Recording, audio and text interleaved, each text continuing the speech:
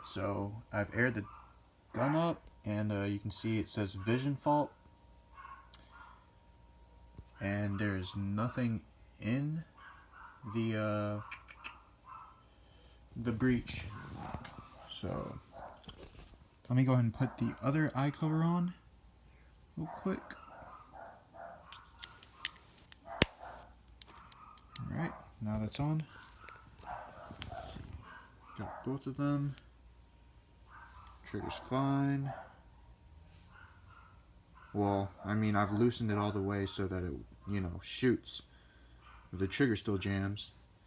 Anyways, let's look at the back. Vision fault.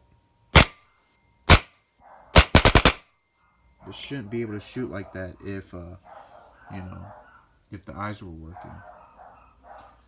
So there's a problem with the eyes, a problem with the trigger, and a problem with the board somewhere.